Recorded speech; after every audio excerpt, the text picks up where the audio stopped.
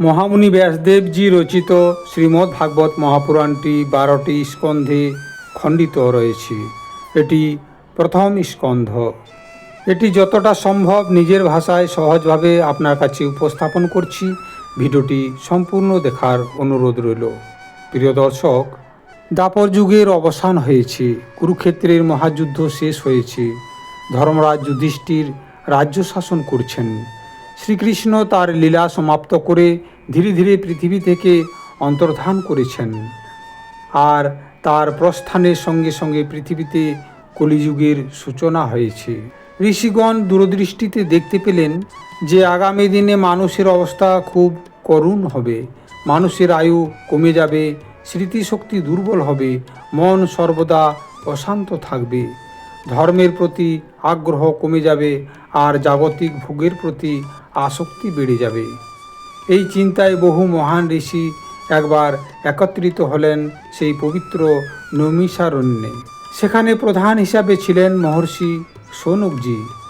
তার নেতৃত্বে অনেক ঋষি এক মহাযজ্ঞে অংশ নিয়েছিলেন, কিন্তু তাদের উদ্দেশ্য ছিল শুধু মানব জাতির কল্যাণ। তারা স্বর্গলাভ বা কোনো ব্যক্তিগত সিদ্ধির জন্য একত্রিত হননি। ওনারা মানব জাতির ভবিষ্যৎ নিয়ে চিন্তা করছিলেন। একদিন ভোরবেলায় যজ্ঞ মণ্ডপে এক বিশেষ অতিথির আগমন ঘটল। সেই অতিথি ছিলেন শ্রী সুত গোস্বামী। তাকে দেখে সকল ঋষিগণ উঠে দাঁড়ালেন, কারণ তিনি ছিলেন অসাধারণ পণ্ডিত এবং মহাজ্ঞানী। তিনি স্বয়ং সুখদেব গোস্বামীর মুখে শ্রীমদ্ ভাগবত কথা শ্রবণ করেছিলেন। ঋষিগণ তাকে সসম্মানে উচ্চ আসনে বসালেন। কিছুক্ষণ নীরবতার পর শৌনক ঋষি কথা বলতে শুরু করলেন। শ্রী শৌনকজি বললেন, হে সুত, আপনি বেদ, উপনিষদ, পুরাণ এবং ইতিহাসের সারতত্ত্ব জানেন। আপনি মহাপুরুষদের সান্নিধ্যে থেকেছেন, তাই আমাদের কয়েকটি প্রশ্নের উত্তর আপনি আমাদেরকে কৃপা করে দিন। সকল ঋষি মনোযোগ দিয়ে তার কথা শুনতে লাগলেন।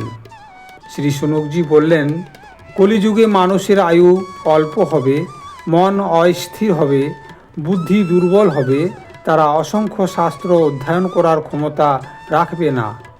তাহলে এমন কি উপায় আছে যার দ্বারা মানুষ সর্বোচ্চ কল্যাণ লাভ করতে পারবে?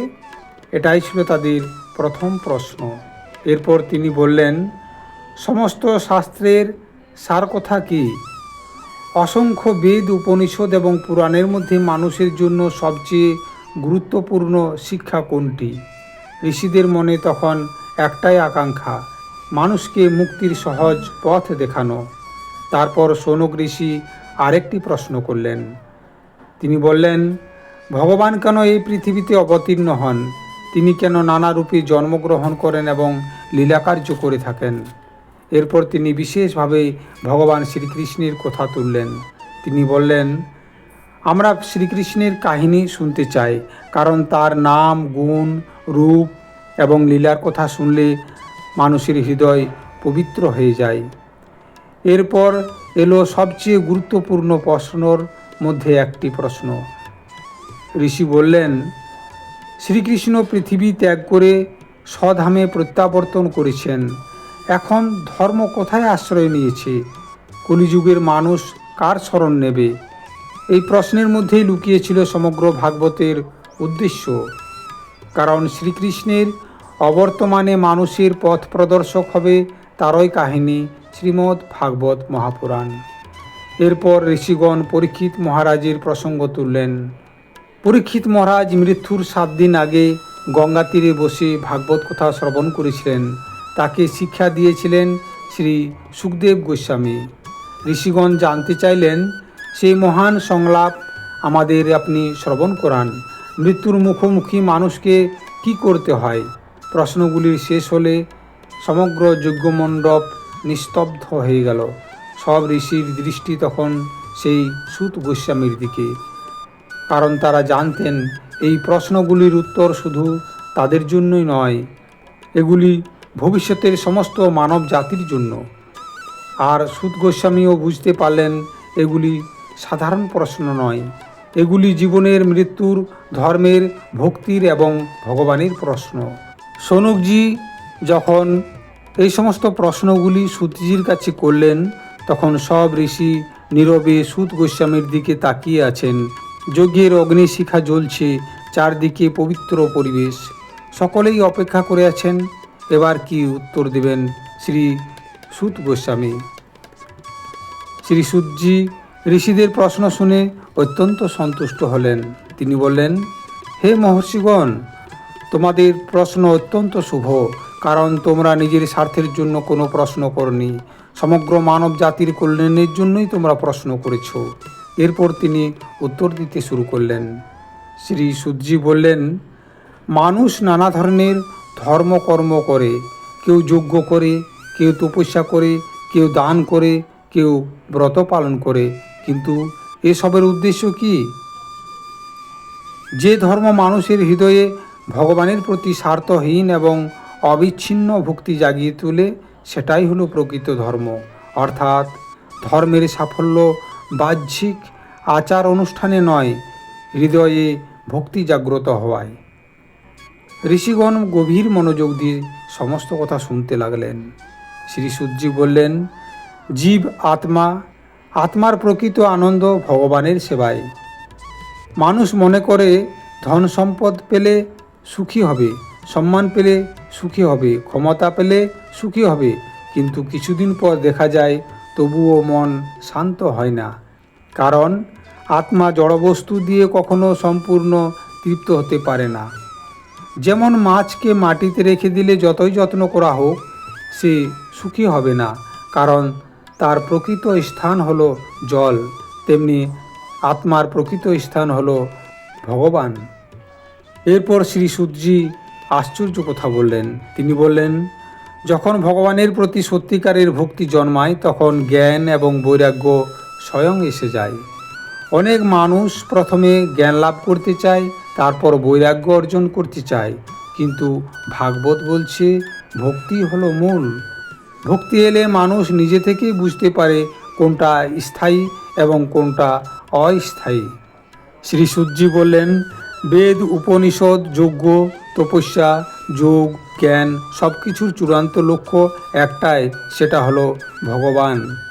যেমন অসংখ্য নদী শেষ পর্যন্ত সমুদ্রে গিয়ে মেশে, ঠিক তেমনি সমস্ত শাস্ত্রের উপসংহার ভগবানের দিকেই নিয়ে যায়। এখন সূত গোস্বামী আরও গভীর তত্ত্ব প্রকাশ করলেন। তিনি বললেন, জ্ঞানীরা যে পরম সত্যের কথা বলেন তাকে তিন ভাগে উপলব্ধ করা যায়। কেউ তাকে ব্রহ্ম বলেন, কেউ তাকে পরমাত্মা বলেন, আবার কেউ তাকে ভগবান বলেন, কিন্তু সত্য এক।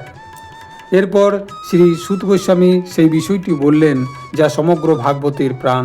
তিনি বললেন, যখন মানুষ নিয়মিত ভগবানের কাহিনী শ্রবণ করে, তখন তার হৃদয়ের ময়লা ধীরে ধীরে দূর হতে থাকে। কাম, ক্রোধ, লোভ, হিংসা এই সমস্ত কিছু হৃদয়কে আচ্ছন্ন করে রাখে, কিন্তু কৃষ্ণ কথা সেই অন্ধকারকে দূর করে দেয়। যেমন সূর্য উঠলে অন্ধকার নিজে থেকেই পালিয়ে যায়, ঠিক তেমনি।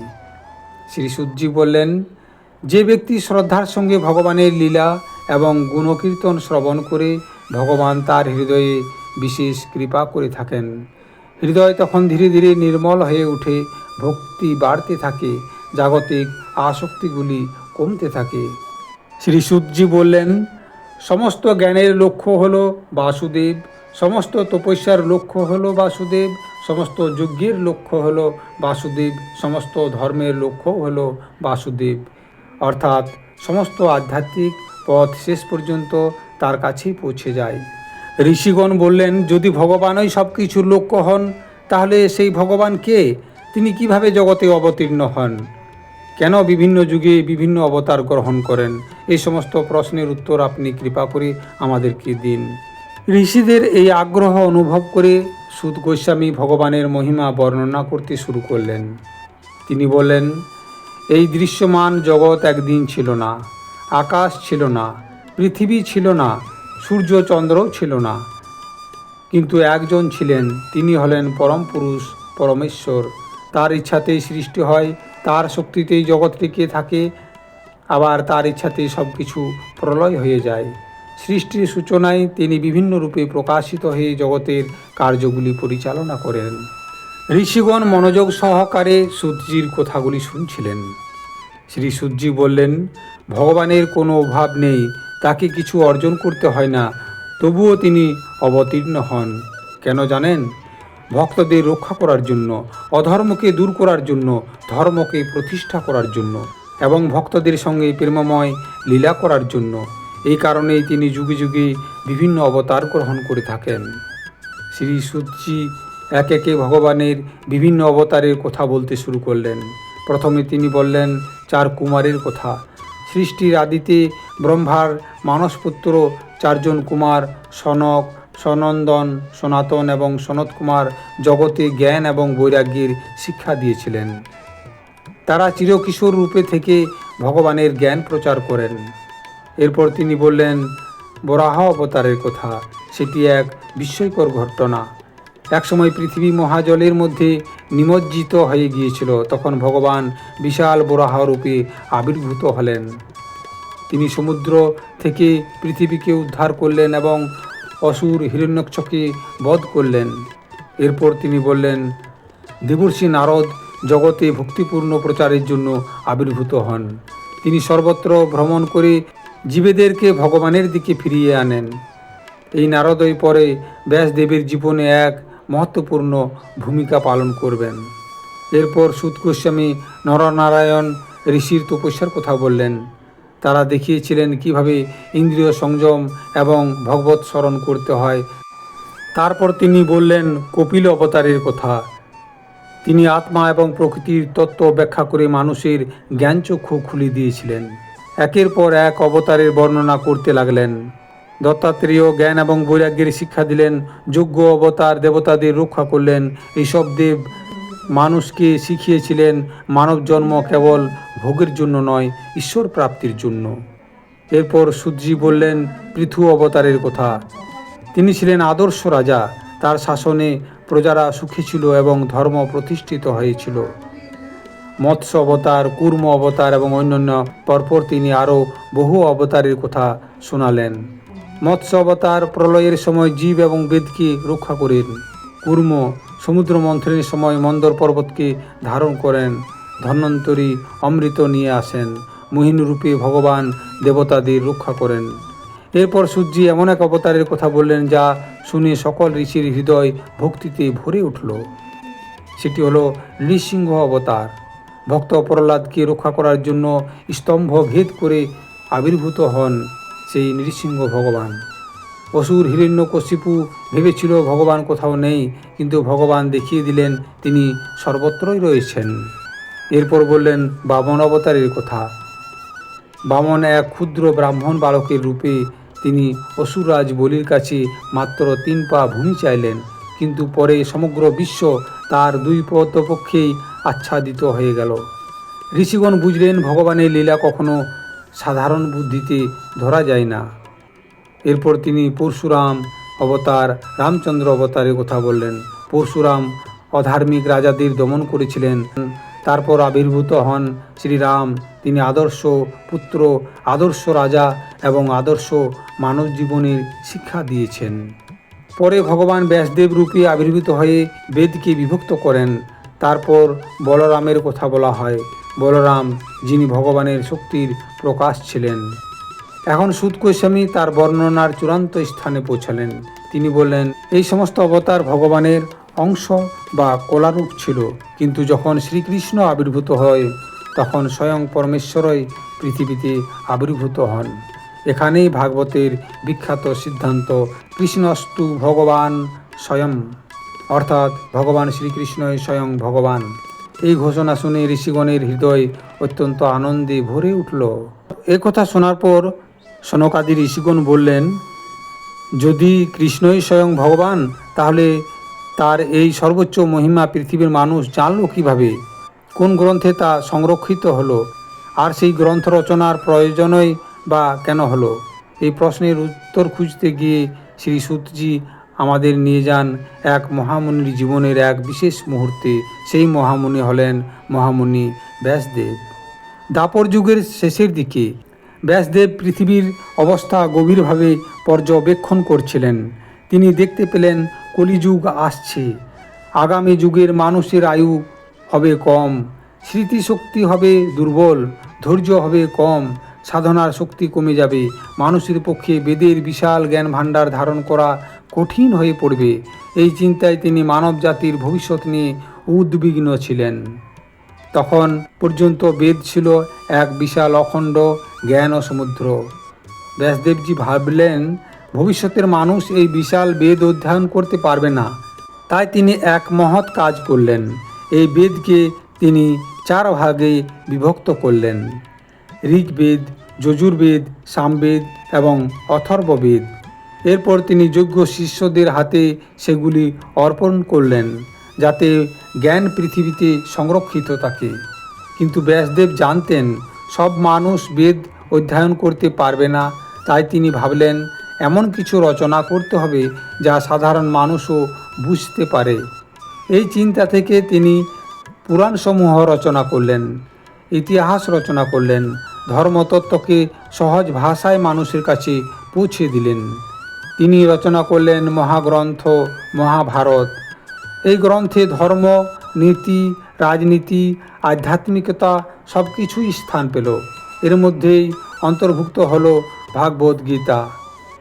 মানুষের কল্যাণের জন্য একজন ঋষি যা যা করতে পারেন, ব্যাসদেব তার সব কিছুই করেছিলেন। কিন্তু আশ্চর্যের বিষয়, এত কাজ করার পরও ব্যাসদেবের মন শান্ত হলো না। একদিন তিনি একা বসে চিন্তা করতে লাগলেন। তার মনে অদ্ভুত এক অশান্তি। কোনো বাহ্যিক সমস্যা নেই, কেউ তাকে অপমানও করেনি, কোনো অভাবও নেই, তবুও অন্তরে গভীর শূন্যতা।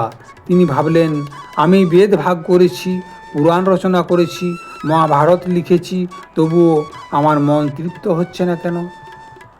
তাই তিনি একদিন সরস্বতী নদীর তীরে অত্যন্ত দুঃখিত মনে তার আশ্রমে বসেছিলেন। চারিদিক নির্জন পরিবেশ, কিন্তু ব্যাসদেবের অন্তরে ঝড়। তিনি নিজের জীবন কর্মের দিকে ফিরিয়ে তাকালেন। বারবার ভাবতে লাগলেন, আমার কোথাও ভুল হলো। এই সময় ব্যাসদেব নিজের অন্তরে অনুসন্ধান শুরু করলেন। তিনি বুঝতে পারছিলেন সমস্যা বাইরের নয়, সমস্যা কোথাও কোনো রচনার মধ্যে রয়েছে। কিন্তু তিনি এখনও স্পষ্ট ধরতে পারছেন না। যেমন কোনো রোগী অসুস্থ বোধ করে কিন্তু রোগের কারণ জানে না, তেমনই অবস্থা হয়েছিল মহামুনি ব্যাসদেবজির। এখানে একটি গভীর রহস্য আছে। ব্যাসদেবের এই অশান্তি সাধারণ মানুষের অশান্তি নয়, এটি ছিল ভগবানের বিশেষ ইচ্ছা। কারণ পৃথিবী এখনও সেই গ্রন্থ পায়নি যা সম্পূর্ণরূপে ভগবান শ্রীকৃষ্ণের নির্মল মহিমা এবং ভক্তির কথা বলবে।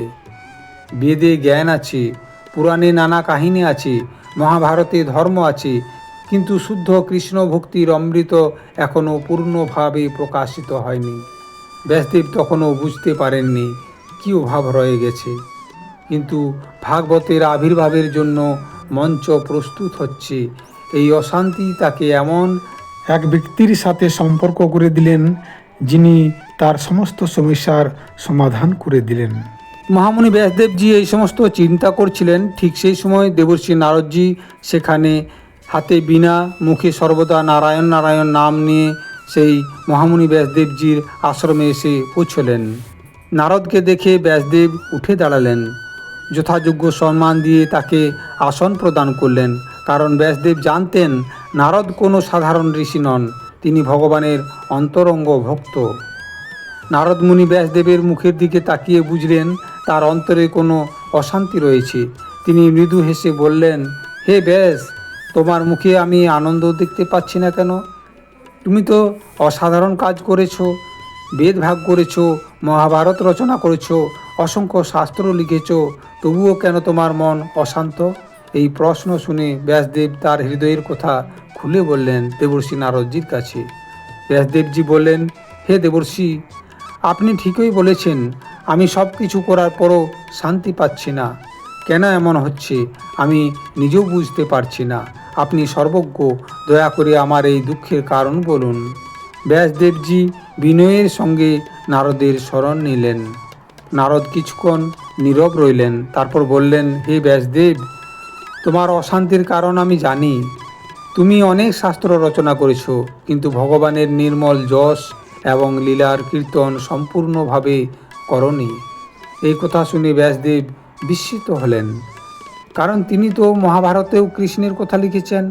তবু নারদ কেন বললেন এটা যথেষ্ট নয়? তখন দেবর্ষি নারদ বললেন, তুমি এমন অনেক গ্রন্থ রচনা করেছ যেখানে ধর্ম, অর্থ, কাম এবং মোক্ষের আলোচনা আছে। মানুষ সেই গ্রন্থ পড়ে নানা জাগতিক কামনা পূরণের চেষ্টা করবে, কিন্তু তুমি এমন একটি গ্রন্থ রচনা করনি যেখানে কেবল ভগবানের নির্মল ভক্তি এবং মহিমা হলো প্রধান বিষয়। এখানেই ছিল মূল অভাব। দেবর্ষি বললেন, যে সাহিত্য ভগবানের নির্মল গুণ কীর্তনে পূর্ণ নয়, তা যত অলঙ্কারময় হোক না কেন, তা আত্মাকে সম্পূর্ণ তৃপ্ত করতে পারে না। অন্যদিকে ভগবানের যশে পূর্ণ কোনো সরল রচনা মানুষের হৃদয়কে পবিত্র করতে পারে। অর্থাৎ সাহিত্যিক সৌন্দর্যের চেয়ে ভগবত ভাবই বেশি গুরুত্বপূর্ণ। দেবর্ষি নারদ বললেন, শুধু জ্ঞান দিয়ে মানুষের মুক্তি হয় না, শুধু তত্ত্ব আলোচনা করেও হৃদয় পরিবর্তন হয় না। যখন ভগবানের নাম, রূপ, গুণ এবং লীলা শ্রবণ করা হয়, তখন মানুষের হৃদয়ে ভক্তি জন্মায়, আর এই ভক্তি জীবনের প্রকৃত সম্পদ। দেবর্ষি বললেন, ভগবান তার ভক্তদের কখনো ত্যাগ করেন না। কেউ যদি ভক্তির পথে চলতে গিয়ে মাঝপথে ব্যর্থ হয়, তবু তার ক্ষতি হয় না। কিন্তু যে ব্যক্তি কেবল জাগতিক কর্মে ব্যস্ত থাকে, তার প্রকৃত কল্যাণ হয় না। এই শিক্ষা শুনে মহামুনি ব্যাসদেবজি ধীরে ধীরে নিজের অভাব বুঝতে শুরু করলেন। অবশেষে নারদ বললেন, হে ব্যাস, তুমি এখন এমন একটি গ্রন্থ রচনা করো যেখানে কেবল ভগবানের শুদ্ধ যশ, গুণ, লীলা এবং ভক্তদের কাহিনী থাকবে। যে গ্রন্থ শুনে কলিযুগের মানুষও মুক্তির পথ খুঁজে পাবে। এই কথাই ছিল শ্রীমদ্ ভাগবত মহাপুরাণ রচনার প্রত্যক্ষ নির্দেশ।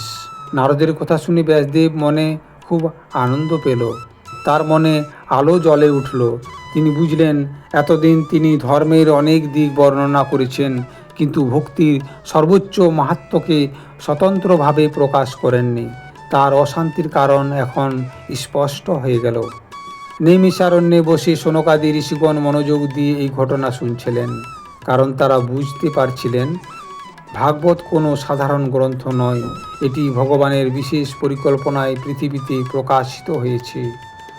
দেবর্ষি নারদজি বললেন, হে ব্যাস, তুমি ভগবানের নির্মল যশ এবং ভক্তির মাহাত্ম্যকে স্বাধীনভাবে প্রকাশ করনি, তাই তোমার হৃদয় তৃপ্ত হয়নি। এই কথা শুনে ব্যাসদেবের মনে সন্দেহ দূর হতে শুরু করলো, কিন্তু তার মনে একটা প্রশ্ন জাগলো। তিনি ভাবলেন, নারদমুনি এত দৃঢ়ভাবে ভক্তির মাহাত্ম্য বলছেন কেন? তিনি কিভাবে এই সত্য উপলব্ধি করলেন? ব্যাসদেবের মনের কথা বুঝতে পেরে নারদজি বললেন, হে ব্যাস, তুমি আজ যাকে দেবর্ষি নারদ হিসাবে দেখছো, আমি সেই সময় এমন ছিলাম না। এক পূর্বজন্মে আমি ছিলাম এক সাধারণ দাসীর পুত্র। এই কথা শুনে ব্যাসদেব বিস্মিত হলেন, কারণ ত্রিলোকে সম্মানিত দেবর্ষি নারদ এক সময় সাধারণ দাসী পুত্র ছিলেন। এ কথা সহজে বিশ্বাস করা কঠিন। দেবর্ষি বললেন, বর্ষাকালের একটা ঘটনা। সেই সময় কিছু মহান সাধু এবং ভক্ত এক স্থানে বর্ষাকালে কাটানোর জন্য অবস্থান করেছিলেন। নারদের মা সেই আশ্রমে সেবা করতেন। ছোট্ট নারদও মায়ের সঙ্গে সেখানে যেতেন। তিনি খুবই বালক, খেলাধুলার বয়স, কিন্তু তার মধ্যে একটি বিশেষ গুণ ছিল, তিনি শান্ত এবং ভদ্র ছিলেন, ও কারণে দুষ্টুমি করতেন না। সেই সাধুগণ যখন আশ্রমে থাকতেন, তখন ছোট্ট নারদ তাদের সেবা করতেন। কখনো জল এনে দিতেন, কখনো আসন পরিষ্কার করতেন, কখনো নীরবে তাদের কথা শুনতেন। সাধুগণ তার এই বিনম্রতা দেখে খুব সন্তুষ্ট হতেন। একদিন সেই মহাপুরুষেরা তাদের ভোজন শেষে কিছু প্রসাদ রেখে দিলেন। ছোট্ট নারদ শ্রদ্ধার সঙ্গে সেই প্রসাদ গ্রহণ করলেন। নারদ বললেন, সেই প্রসাদ গ্রহণ করার পর আমার হৃদয়ের পাপ এবং অশুদ্ধতা ধীরে ধীরে দূর হতে লাগলো। এখানে ভাগবত একটি গুরুত্বপূর্ণ শিক্ষা দেয়। সাধুসঙ্গ এবং মহাপ্রসাদ মানুষের হৃদয়ে গভীর পরিবর্তন আনতে পারে। বর্ষাকাল জুড়ে নারদ সেই সাধুদের কাছ থেকে ভগবানের লীলা এবং গুণকীর্তন শুনতে লাগলেন। প্রথমে তিনি কেবল শুনতেন, তারপর ধীরে ধীরে তার হৃদয়ে ভগবানের প্রতি আকর্ষণ জন্মাতে শুরু করলো। তিনি বললেন, সেই কৃষ্ণ কথা আমার হৃদয়কে সম্পূর্ণ বদলে দিয়েছিল। যে বালক আগে সাধারণ জাগতিক বিষয় নিয়ে ভাবত, সে এখন ভগবানের কথা ভাবতে শুরু করলো। কয়েক মাস পর বর্ষাকাল শেষ হলো। সাধুগণ তাদের যাত্রা শুরু করলেন। বিদায়ের আগে তারা ছোট্ট নারদকে আশীর্বাদ করলেন এবং তাকে ভক্তি ও আত্মজ্ঞান সম্পর্কিত গোপন শিক্ষা দিলেন। নারদের হৃদয়ে তখন ভগবানের প্রতি গভীর আকর্ষণ জন্মেছে।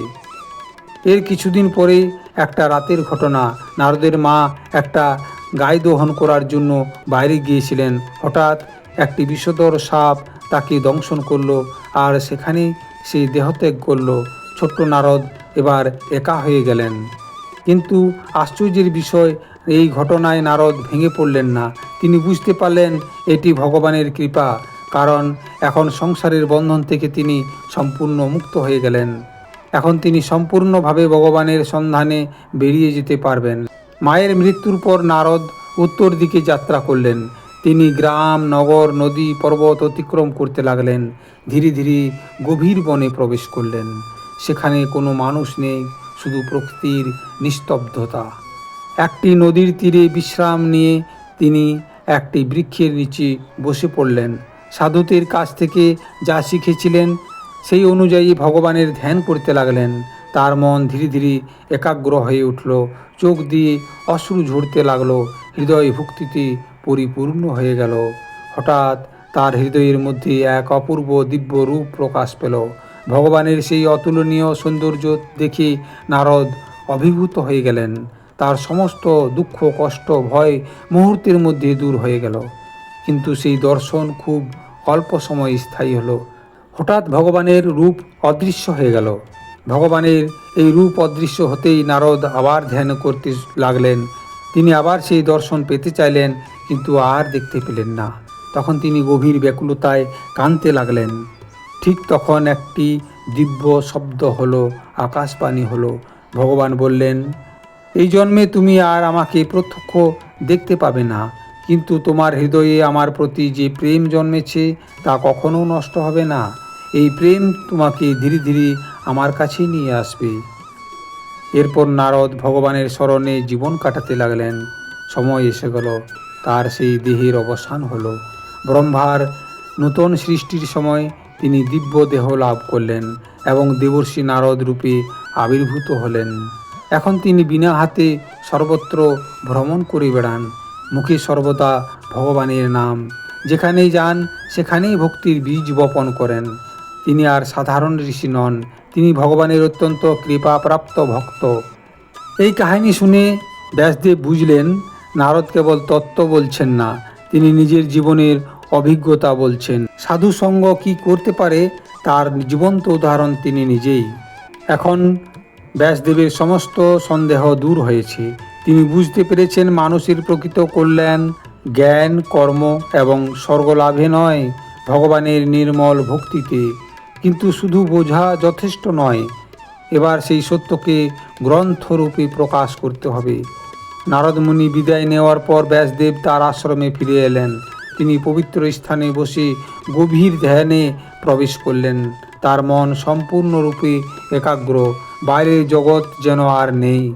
তিনি অন্তর্দৃষ্টির মাধ্যমে সেই সত্যকে প্রত্যক্ষ করতে লাগলেন, যা সাধারণ মানুষের চোখে দেখা যায় না। গভীর ধ্যানে ব্যাসদেব তিনটি বিষয় স্পষ্টভাবে উপলব্ধি করলেন। প্রথমত, তিনি ভগবানকে দেখলেন। দ্বিতীয়ত, তিনি জীবাত্মাদের দেখলেন। তৃতীয়ত, তিনি মায়া শক্তির কার্যকলাপ দেখলেন। তিনি উপলব্ধি করলেন, জীব স্বভাবতই ভগবানের অংশ, কিন্তু মায়ার প্রভাবে সে নিজেকে শরীর মনে করে দুঃখ ভোগ করছে। এই বন্ধন থেকে মুক্তির একমাত্র উপায় হলো ভগবানের প্রতি ভক্তি। সমাধি থেকে উঠে ব্যাসদেব বুঝলেন, এবার এমন একটি গ্রন্থ রচনা করতে হবে যা সরাসরি ভগবানের লীলা, গুণ, নাম এবং ভক্তির মাহাত্ম্য বর্ণনা করবে। যে গ্রন্থ কলিযুগের মানুষের অন্ধকার দূর করবে। এইভাবেই তিনি রচনা করলেন শ্রীমদ্ ভাগবত মহাপুরাণ। এটি শুধু একটি পুরাণ নয়, এটি ভগবত প্রেমের মহাগ্রন্থ। ব্যাসদেবজির পুত্র ছিলেন শ্রী সুখদেব গোস্বামী।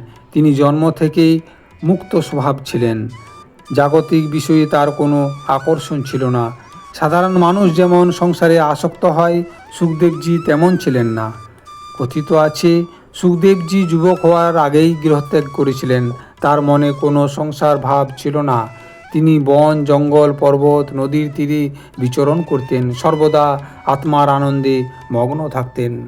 তিনি তার পিতা মহামুনি ব্যাসদেবজির কাছ থেকে ভাগবত কথা শ্রবণ করেছিলেন, আর এইভাবে ভাগবতের জ্ঞান ব্যাসদেব থেকে সুখদেবের কাছে প্রবাহিত হয়েছিল। শ্রী সুতজি আবার কুরুক্ষেত্রের পরবর্তী ঘটনার দিকে ফিরে এলেন, কারণ ভাগবত শুধু তত্ত্ব নয়, ইতিহাসের ধারাও অনুসরণ করে। তিনি বললেন, মহাভারতের যুদ্ধ শেষ হয়েছে, কৌরবরা পরাজিত, পাণ্ডবরা জয়ী হয়েছেন, কিন্তু যুদ্ধের আগুন এখনও পুরোপুরি নিভে যায়নি। অশ্বত্থামা ছিলেন দ্রোণাচার্যের পুত্র। পিতার মৃত্যুর কারণে তিনি ক্রোধে অন্ধ হয়ে গিয়েছিলেন। রাত্রির বেলায় তিনি পাণ্ডবদের শিবিরে প্রবেশ করেন। ঘুমন্ত অবস্থায় দ্রৌপদীর 5টি পুত্রকে হত্যা করেন। তিনি ভেবেছিলেন এভাবেই পাণ্ডবদের প্রতি প্রতিশোধ নেওয়া যাবে। সকালে যখন এই ভয়াবহ সংবাদ শুনে অর্জুন ক্ষুব্ধ হয়ে উঠলেন। দ্রৌপদী শোকে কাতর, ভীম প্রতিশোধের জন্য প্রস্তুত। অর্জুন প্রতিজ্ঞা করলেন, আমি অশ্বত্থামাকে বন্দি করে আনব। অর্জুন নিজের রথের উপরে চাপলেন। সেই রথের সারথি হলেন স্বয়ং ভগবান শ্রীকৃষ্ণ। দুজন মিলে অশ্বত্থামার পিছু নিলেন। অশ্বত্থামা বুঝতে পারলেন তিনি আর রক্ষা পাবেন না। তাই ভয়ে অশ্বত্থামা ব্রহ্মাস্ত্র নিক্ষেপ করলেন। এটি ছিল ভয়ঙ্কর ঐশ্বরিক অস্ত্র। অর্জুনও কৃষ্ণের নির্দেশ অনুযায়ী ব্রহ্মাস্ত্র প্রয়োগ করলেন। পরে কৃষ্ণের আদেশে তিনি নিজের অস্ত্র প্রত্যাহার করলেন। অবশেষে অর্জুন অশ্বত্থামাকে বন্দি করে নিয়ে এলেন। তাকে দড়ি দিয়ে বেঁধে নিজের শিবিরে আনা হলো। ভীম বললেন, এমন পাপীকে অবিলম্বেই হত্যা করা উচিত, কারণ সে নিরপরাধ শিশুদেরকে হত্যা করেছে। কিন্তু তখন একটা আশ্চর্য ঘটনা ঘটল। দ্রৌপদী অশ্রুসিক্ত চোখে বললেন, তাকে হত্যা করো না। সে আমাদের গুরুর পুত্র। যেমন আমি সন্তান হারানোর জন্য শোক পাচ্ছি, তেমনি তার মাও শোক পাবে। সবাই স্তব্ধ হয়ে গেল। একদিকে ভীমের ন্যায়বোধ, অন্যদিকে দ্রৌপদীর করুণা। অর্জুন দ্বিধায় পড়ে গেলেন, কি করা উচিত? তখন শ্রীকৃষ্ণ সমাধান দিলেন, যাতে ন্যায়ও রক্ষা পায় এবং করুণাও রক্ষা পায়। অর্জুন অশ্বত্থামার মস্তকের মণি কেড়ে নিলেন এবং তাকে অপমানিত অবস্থায় মুক্ত করে দিলেন। একজন ব্রাহ্মণ পুত্রকে হত্যা না করেও তার শাস্তি সম্পন্ন হলো। কিন্তু অশ্বত্থামার অন্তরের ক্রোধ তখনও নিভে যায়নি। অপমানিত এবং পরাজিত হয়ে সে মনে মনে ভাবতে লাগলো, পাণ্ডব বংশকে আমি সম্পূর্ণ ধ্বংস করব। এবং সেখান থেকেই শুরু হলো এক নূতন বিপদ। কুরুক্ষেত্রে যুদ্ধের পর পাণ্ডবদের অধিকাংশ বংশধর নিহত হয়েছিল। এখন পাণ্ডব বংশের একমাত্র আশা ছিলেন অভিমন্যুর অনাগত সন্তান। অভিমন্যু যুদ্ধে নিহত হয়েছেন, কিন্তু তার পত্নী উত্তরা তখন গর্ভবতী। তার গর্ভেই ছিল কুরুবংশের ভবিষ্যৎ উত্তরাধিকারী। অশ্বত্থামা বুঝতে পারল, যদি এই শিশু বেঁচে যায় তবে পাণ্ডব বংশ টিকে থাকবে। তাই সে এক ভয়ঙ্কর সিদ্ধান্ত নিল। সে আবার ব্রহ্মাস্ত্র প্রয়োগ করল। এবার অস্ত্রের লক্ষ্য কোনো যোদ্ধা নয়, লক্ষ্য এক অনাগত শিশু। হঠাৎ উত্তরা অনুভব করলেন এক অদ্ভুত ভয়ঙ্কর শক্তি তার দিকে ধেয়ে আসছে। তিনি বুঝতে পারলেন এটি কোনো সাধারণ বিপদ নয়। ভীত হয়ে তিনি ছুটে গেলেন ভগবান শ্রীকৃষ্ণের কাছে। উত্তরা কাঁদতে কাঁদতে বললেন, হে প্রভু, আমাকে রক্ষা করুন অথবা না করুন, কিন্তু আমার গর্ভের সন্তানকে রক্ষা করুন। আমি মৃত্যুকে ভয় পাই না, কিন্তু এই শিশুটি পাণ্ডব বংশের শেষ আশা। এই প্রার্থনা শুনে উপস্থিত সকলে উদ্বিগ্ন হয়ে উঠলেন। তখন স্বয়ং ভগবান শ্রীকৃষ্ণ নিজের যোগমায়া শক্তির প্রকাশ করলেন। তিনি সূক্ষ্মরূপে উত্তরার গর্ভে প্রবেশ করলেন। সেখানে তিনি অনাগত শিশুটিকে রক্ষা করার জন্য অবস্থান নিলেন। ব্রহ্মাস্ত্রের ভয়ঙ্কর অগ্নিশিখা গর্ভে প্রবেশ করেছিল ঠিক, কিন্তু শিশুটির কোনো ক্ষতি করতে পারল না, কারণ ভগবান নিজেই তার রক্ষা কবচ হয়ে দাঁড়িয়েছিলেন। গর্ভস্থ সেই শিশুটি এক অপূর্ব পুরুষকে দেখেছিল। শ্যামবর্ণ দিব্য আবায় ছিল উজ্জ্বল, হাতে গোদা, চারিদিকে জ্যোতির্ময় আলো। তিনি অস্ত্রের তেজকে প্রতিহত করছেন। এই শিশুই হবে ভবিষ্যতে পরীক্ষিত মহারাজ। গর্ভে সেই দিব্য পুরুষকে দেখার পর শিশুটি জন্মের পরে সর্বত্র তাকে খুঁজতে লাগলো। যাকে দেখত পরীক্ষা করে দেখত, এ কি সেই পুরুষ যাকে আমি গর্ভে দেখেছিলাম? এই কারণেই তার নাম রাখা হলো পরীক্ষিত, অর্থাৎ যিনি সর্বদা অনুসন্ধান করেন। এই ঘটনা শেষ হওয়ার পর শ্রীকৃষ্ণ দ্বারকায় ফিরে যাওয়ার জন্য প্রস্তুতি নিচ্ছিলেন।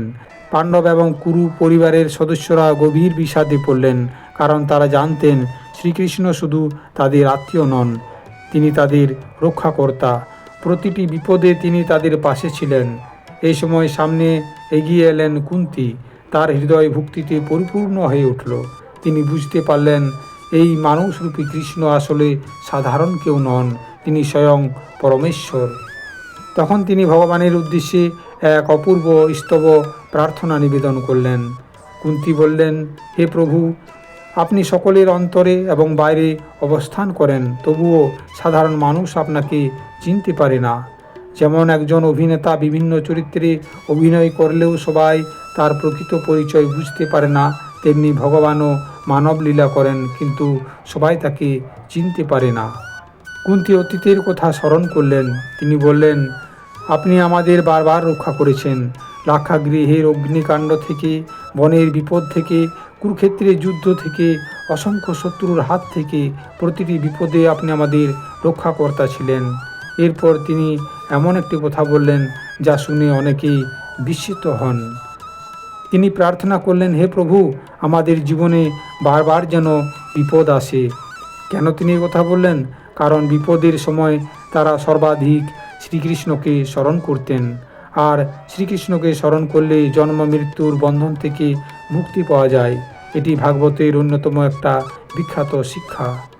কুন্তী আরও বললেন, আমার আত্মীয়, সন্তান এবং রাজ্যের প্রতি আসক্তি দূর করুন। আমার মন যেন কেবল আপনার দিকেই প্রবাহিত হয়। যেমন গঙ্গার জল অবিরাম সমুদ্রের দিকে ছুটে যায়, তেমনি তার মন যেন সর্বদা কৃষ্ণের দিকে ধাবিত হয়। প্রার্থনার শেষে কুন্তী শ্রীকৃষ্ণের বিভিন্ন লীলার স্মরণ করলেন। তিনি সেই কৃষ্ণকে প্রণাম করলেন, যিনি যশোদার ভয়ে কেঁদেছিলেন, যিনি ভক্তদের আনন্দ দেওয়ার জন্য মানব লীলা করেছিলেন, যিনি একদিকে বিশ্বব্রহ্মাণ্ডের অধীশ্বর, আবার অন্যদিকে ভক্তের সন্তান হয়ে খেলেছেন। কুন্তীর প্রার্থনা শুনে শ্রীকৃষ্ণ সন্তুষ্ট হলেন। তিনি কিছু বললেন না, কিন্তু তার নীরব হাসির মধ্যেই ছিল একটা বিশাল আশীর্বাদ। তিনি জানতেন ভক্তের হৃদয়ের ভাষা শব্দের চেয়েও বড়। শ্রীকৃষ্ণ এখনও হস্তিনাপুর ত্যাগ করেননি। তার বিদায়ের আগে একটি অত্যন্ত গুরুত্বপূর্ণ কাজ বাকি ছিল। কুরুক্ষেত্র যুদ্ধ শেষ হয়েছে, কিন্তু ধর্মরাজ যুধিষ্ঠিরের হৃদয়ে এখনও গভীর বেদনা। যুধিষ্ঠির মনে মনে ভাবছিলেন, আমার রাজ্য লাভের জন্য কত মানুষ প্রাণ হারালো, অসংখ্য রাজা, যোদ্ধা, আত্মীয় স্বজন নিহত হয়েছে। এই রক্তপাতের জন্য কি আমি দায়ী নই? যদিও যুদ্ধ ধর্ম প্রতিষ্ঠার জন্য হয়েছিল, তবু তার কোমল হৃদয় শান্তি পাচ্ছিল না। যুধিষ্ঠিরের এই অবস্থা দেখে শ্রীকৃষ্ণ তাকে নিয়ে গেলেন সেই ব্যক্তির কাছে, যিনি ধর্ম সম্পর্কে সর্বাধিক জ্ঞানী ছিলেন। তিনি তখনও জীবিত ছিলেন, কিন্তু শরীর জুড়ে অসংখ্য বাণ ও বিদ্ধ। তিনি শরশয্যায় শায়িত। তিনি হলেন পিতামহ ভীষ্ম। কুরুক্ষেত্রের যুদ্ধক্ষেত্রে ভীষ্মদেব বাণের শয্যায় শুয়ে আছেন। তার শরীর ক্ষতবিক্ষত, তবু তার মুখে শান্তি, কারণ তিনি ইচ্ছামৃত্যুর বর লাভ করেছিলেন। তিনি নিজের ইচ্ছামতো দেহত্যাগ করতে পারতেন, তাই তিনি উত্তরায়ণের শুভ সময়ের জন্য অপেক্ষা করছিলেন। ভীষ্মদেবকে দর্শন করতে বহু মহর্ষি সেখানে আগে থেকেই উপস্থিত ছিলেন, যেমন ব্যাসদেব, দেবর্ষি নারদ এবং আরও অনেক ঋষি। পাণ্ডবরাও সেখানে উপস্থিত হলেন, আর তাদের মাঝখানে দাঁড়িয়ে আছেন স্বয়ং ভগবান শ্রীকৃষ্ণ। ভীষ্মদেব কৃষ্ণকে দেখে অপরিসীম আনন্দে ভরে উঠলেন। তিনি জানতেন, যাকে সবাই আত্মীয় এবং বন্ধু মনে করেছে, তিনি আসলে পরমেশ্বর। তার চোখ কৃষ্ণের মুখমণ্ডলে স্থির হয়ে রইল। যুধিষ্ঠির ভীষ্মদেবের সামনে বিনীতভাবে দাঁড়ালেন। তিনি বললেন, পিতামহ, আমার হৃদয়ে শান্তি নেই। ধর্ম কি? একজন রাজা কিভাবে শাসন করবে? মানুষের কর্তব্য কি? ভীষ্মদেব তার সমস্ত প্রশ্নগুলি শুনে অত্যন্ত সন্তুষ্ট হলেন। ভীষ্মদেব দীর্ঘ সময় ধরে যুধিষ্ঠিরকে শিক্ষা দিতে লাগলেন। তিনি রাজধর্ম, নীতিধর্ম, দান ধর্ম এবং সমাজ পরিচালনার বিভিন্ন নীতি ব্যাখ্যা করলেন। তিনি বললেন, একজন রাজা নিজের সুখের জন্য নয়, প্রজাদের কল্যাণের জন্য রাজত্ব করবে। ক্ষমতা কখনো অহংকারের কারণ হওয়া উচিত নয়। ধর্মের ভিত্তি হল সত্য, করুণা এবং ন্যায়। উপদেশ দিতে দিতে ভীষ্মদেবের মন বারবার ভগবান শ্রীকৃষ্ণের দিকে চলে যাচ্ছিল। তিনি যুদ্ধক্ষেত্রের একটা দৃশ্য স্মরণ করলেন। কুরুক্ষেত্র যুদ্ধে একদিন অর্জুনকে রক্ষা করার জন্য কৃষ্ণ নিজের প্রতিজ্ঞা ভঙ্গ করতে উদ্যত হয়েছিলেন। তিনি রথ থেকে নেমে একটি রথচক্র হাতে তুলে ভীষ্মের দিকে ছুটে এসেছিলেন। ভীষ্মদেব সেই রূপ স্মরণ করে আবেগে ভরে উঠলেন। ভীষ্মদেব বললেন, আমি সেই কৃষ্ণকে স্মরণ করি যিনি অর্জুনের সারথি হয়েছিলেন, যিনি ভক্তের জন্য নিজের প্রতিজ্ঞাও উপেক্ষা করতে প্রস্তুত। এখানে ভীষ্মদেব ভগবানের এক বিশেষ গুণ প্রকাশ করলেন। ভগবান ভক্তের প্রেমে নিজেকেও ভক্তের অধীন করে দেন। এরপর ভীষ্মদেব পাণ্ডবদের দিকে তাকিয়ে বললেন, দেখো তোমরা কত ধার্মিক, কত মহান। তোমাদের রক্ষাকর্তা স্বয়ং ভগবান শ্রীকৃষ্ণ। তবুও তোমাদের জীবনে কত বিপদ এসেছে। এর দ্বারা কি বোঝাতে চাইলেন? মানুষ সবসময় ভগবানের পরিকল্পনা বুঝতে পারে না। ভগবানের ইচ্ছা মানুষের বুদ্ধির ঊর্ধ্বে। ধীরে ধীরে সময় এগিয়ে চলল। উত্তরায়ণের শুভ মুহূর্ত যখন উপস্থিত হলো, ভীষ্মদেব বুঝতে পারলেন এখন তার বিদায়ের সময়।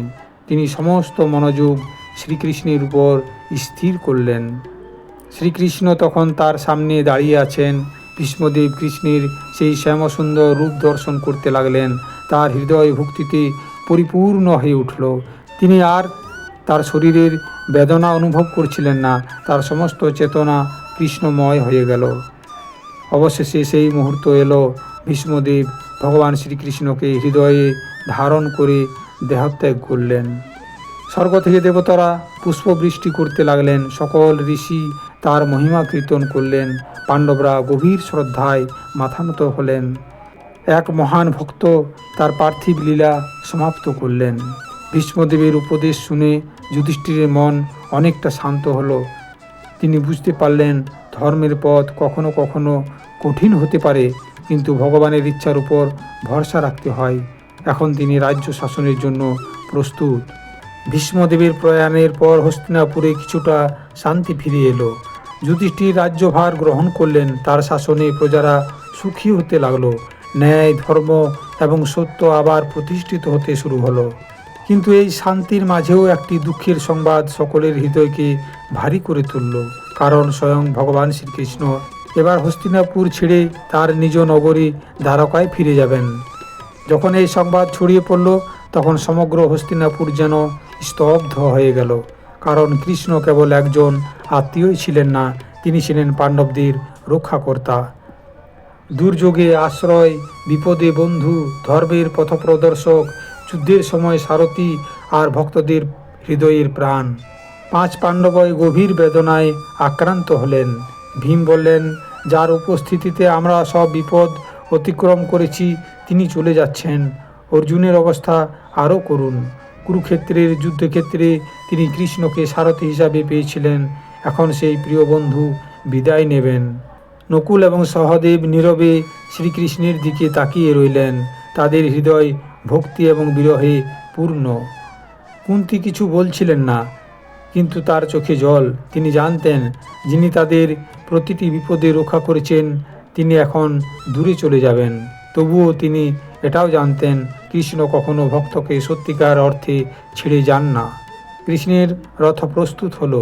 রাজপথে মানুষের ভিড় জমে গেল। বাড়ির ছাদ, বারান্দা, প্রসাদের উঁচু স্থানগুলোতে নগরের নারীরা দাঁড়িয়ে পড়লেন। তারা কৃষ্ণকে শেষবারের মতো দেখার জন্য ব্যাকুল হয়েছেন। কৃষ্ণের রথ এগিয়ে চলার সময় সেই নারীরা একে অপরের সঙ্গে কৃষ্ণের মহিমা আলোচনা করতে লাগলেন। তারা বললেন, কি আশ্চর্য সৌভাগ্য পাণ্ডবদের, স্বয়ং পরমেশ্বর তাদের আত্মীয় হয়ে এসেছেন। কেউ বললেন, যাকে যোগীরা বহু জন্ম সাধন করে উপলব্ধি করতে চান তাকে পাণ্ডবরা প্রতিদিন দেখেছেন। আবার কেউ বললেন তিনি সাধারণ মানুষ নন, তিনি সেই পরম সত্য যিনি সৃষ্টি, পালন এবং সংহার করেন। নগরীর নারীরা কৃষ্ণের রূপ স্মরণ করতে লাগলেন। তার শ্যামবর্ণ দেহ, তার মধুর হাসি, তার করুণাময় দৃষ্টি, তার চলন, তার কথা তারা বুঝতে পারছিলেন। এই বিদায় শুধু একজন রাজপুরুষের বিদায় নয়, এটি প্রিয়তম ঈশ্বরের বিদায়। কৃষ্ণের যাত্রার সময় চারিদিকে শুভ লক্ষণ দেখা দিতে লাগলো। শঙ্খধ্বনি বাজল, ব্রাহ্মণগণ আশীর্বাদ করতে লাগলেন, মানুষ পুষ্প বর্ষণ করল। রাজপথ আনন্দ ও বিষাদের এক অদ্ভুত মিশ্র অনুভূতিতে ভরে উঠল। অর্জুন কৃষ্ণের রথের পাশে দাঁড়িয়েছিলেন। তিনি কৃষ্ণের প্রতি গভীর স্নেহ এবং শ্রদ্ধা নিয়ে সেবা করছিলেন।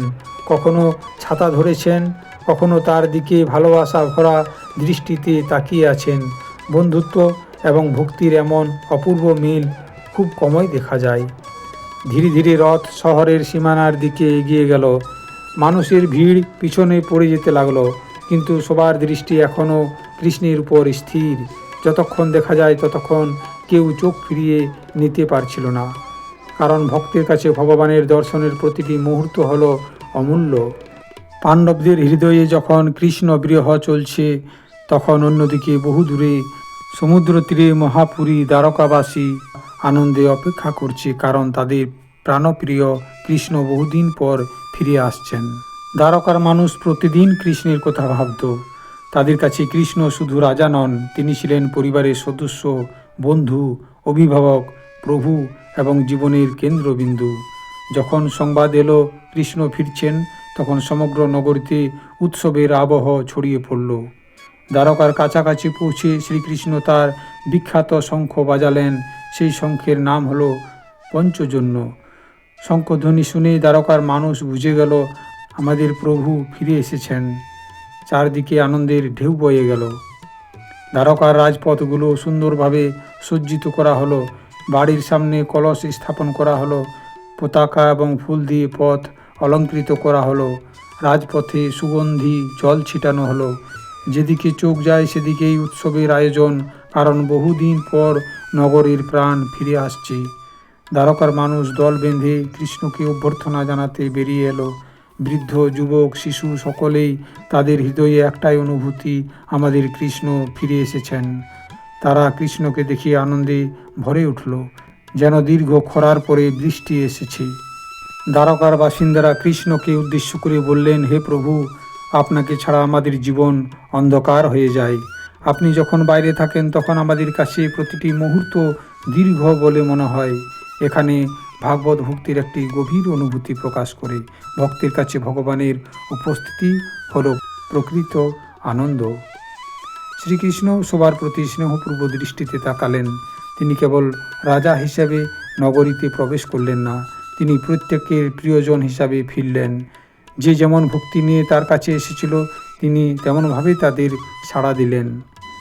নগরীতে প্রবেশ করে ভগবান প্রথমে গেলেন তার পিতামাতার কাছে। তিনি প্রণাম করলেন বাসুদেব এবং দেবকীকে। যদিও তিনি স্বয়ং ভগবান, তবুও মানব লীলা অনুসারে তিনি পিতামাতার প্রতি পূর্ণ সম্মান প্রদর্শন করলেন। যাদব বংশের সদস্যরা কৃষ্ণকে ঘিরে ধরলেন। তাদের আনন্দের সীমা নেই, কারণ দীর্ঘদিন পর তারা আবার তাদের প্রিয় কৃষ্ণের সান্নিধ্য পেলেন।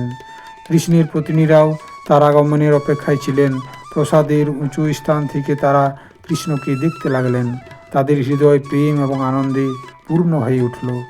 ভাগবত এখানে ভক্তির এক বিশেষ রূপ দেখায়, যেখানে ভগবানকে পরম প্রিয়তম হিসাবে ভালোবাসা হয়। অবশেষে কৃষ্ণ তার প্রসাদে প্রবেশ করলেন। দ্বারকার প্রতিটি প্রসাদ, প্রতিটি পথ, প্রতিটি হৃদয় আনন্দে ভরে উঠল, কারণ কৃষ্ণের উপস্থিতিতেই দ্বারকার প্রকৃত সৌন্দর্য। শ্রী সূতজি বললেন, দ্বারকার সৌন্দর্যের মূল কারণ তার স্থাপত্য নয়, তার সম্পদও নয়, তার প্রকৃত গৌরব ছিল সেখানে শ্রীকৃষ্ণ বাস করতেন। ভগবানের উপস্থিতি কোনো স্থানকে পবিত্র এবং মহিমান্বিত করে তোলে। সমগ্র দ্বারকা আনন্দে উল্লাসিত হয়ে তাকে বরণ করেছে। যাদবগণ, পিতামাতা, আত্মীয় স্বজন এবং রানীরা সবাই তাদের প্রিয় শ্রীকৃষ্ণকে ফিরে পেয়ে ধন্য হয়েছেন।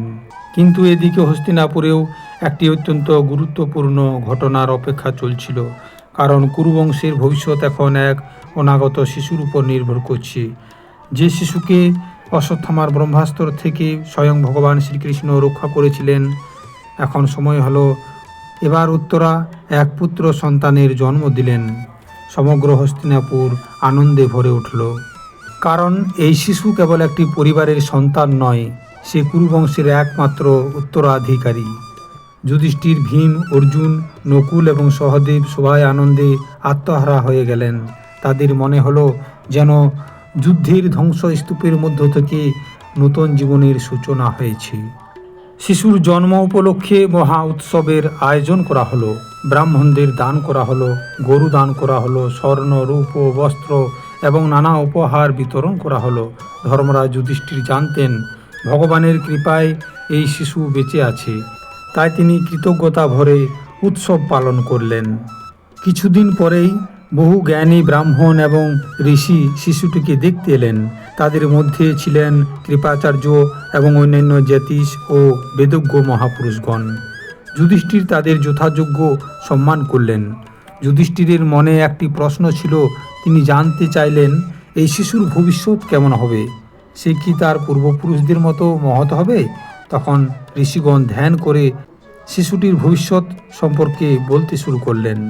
তারা বললেন, এই শিশু অত্যন্ত মহৎ রাজা হবে, সে তার প্রজাদের পুত্রের মতো রক্ষা করবে, তার মধ্যে পাণ্ডবদের বীরত্ব থাকবে, তার মধ্যে ধর্মরাজ যুধিষ্ঠিরের ন্যায়পরায়ণতা থাকবে, সে অর্জুনের মতো পরাক্রমশালী হবে। ঋষিগণ আরও বললেন, সে বহু প্রাচীন রাজাদের গুণ ধারণ করবে, সত্যবাদিতায় শ্রেষ্ঠ হবে, দানশীলতায় প্রসিদ্ধ হবে, ভক্তিতে অনন্য হবে, ধর্মরক্ষার জন্য কঠোর পদক্ষেপ গ্রহণ করবে। ঋষিরা বললেন, এই শিশুকে স্বয়ং ভগবান রক্ষা করেছেন, তাই তার নাম হবে বিষ্ণুরাত, অর্থাৎ যিনি বিষ্ণুর দ্বারা রক্ষিত, কারণ মাতৃগর্ভে কৃষ্ণ নিজে তাকে রক্ষা করেছিলেন। আরও একটি বিশেষ কারণ ছিল, শিশুটি যখন বড় হতে লাগলো তখন সে যাকেই দেখত গভীরভাবে পর্যবেক্ষণ করত, সে যেন কাউকে খুঁজছিল। গর্ভে থাকাকালীন যে দিব্য পুরুষকে সে দেখেছিল তাকে সে সর্বত্র অনুসন্ধান করছিল। এই কারণেই তার নাম রাখা হলো পরীক্ষিত মহারাজ, অর্থাৎ যিনি পরীক্ষা করে খোঁজেন। ঋষিগণ বললেন, এই শিশু ভবিষ্যতে সমগ্র পৃথিবী শাসন করবে, সে কলিযুগের প্রভাব প্রতিহত করবে, ধর্মকে রক্ষা করবে, ভগবানের মহান ভক্ত হবে। কিন্তু তারা আরও একটি আশ্চর্য ভবিষ্যৎবাণী করলেন। ঋষিরা বললেন, একদিন এক ব্রাহ্মণ পুত্রের অভিশাপের ফলে এই রাজা 7 দিনের মধ্যে মৃত্যুর সংবাদ পাবেন এবং তক্ষত নামক নাগের দংশনে তার পার্থিব জীবনের সমাপ্তি হবে। সভায় উপস্থিত সবাই বিস্মিত হয়ে গেল। ঋষিগণ বললেন, এই মৃত্যু কোনো সাধারণ মৃত্যু হবে না। সেই সময় তিনি সমস্ত সংসার ত্যাগ করবেন, গঙ্গার তীরে বসবেন এবং এক মহান ঋষির কাছ থেকে ভগবানের কাহিনী শ্রবণ করবেন। এই শ্রবণই তাকে পরম সিদ্ধি দান করবে। এইভাবে ঋষিগণ তার উজ্জ্বল ভবিষ্যতের ভবিষ্যৎবাণী করলেন।